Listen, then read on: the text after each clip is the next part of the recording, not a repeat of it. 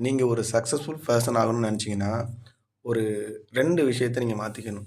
முதல் விஷயம் சோம்பேறித்தனமா இருக்கிறது. 2வது விஷயம் காரணம் சொல்றது. நீங்களும் சரி, உங்கள சுத்தி இருக்க பெர்சனும் சரி, உங்க டீம்மேட்ஸும் சரி, சோம்பேறித்தனமாவோ, காரணம் சொல்லிக்கிட்டோ இருந்தீங்கன்னா, தயவு செஞ்சு நீங்க ஏதாவது ஒரு விஷயத்த சாதிக்கணும்னு நெனச்சீங்கன்னா, அந்த எண்ணத்த தூக்கி போட்டுருங்க. ஏன்னா, முட்டாள கூட நீங்க புத்திசாலியா மாத்திரலாம். சோம்பேறியா இருக்கவன நீங்க எதுவுமே பண்ண முடியாது. அவன் திரும்ப திரும்ப காரணத்த மட்டும் தான் தேடிக்கிட்டு இருப்பான். உண்மையாவே ஒரு விஷயத்து மேல ஈடுபாடு இருக்கவன், அந்த விஷயத்துக்காக தான் எப்படி டைம் ஒதுக்கலாம் அப்படிங்கிறத முழு மூச்சா தேடுவான். அதுக்கான வேலைய பார்ப்பான்.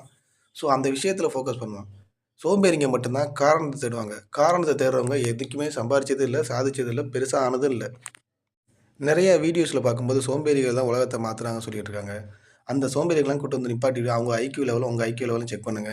நம்மளும் சோம்பேறி தான், அவங்களும் சோம்பேறி தான் நெனச்சுன்னு அந்த மாரி மைண்ட் செட்ல இருக்காதீங்க. சோம்பேறித்தனத்த தூக்கி போட்டா மட்டும் தான் முன்னேற முடியும்.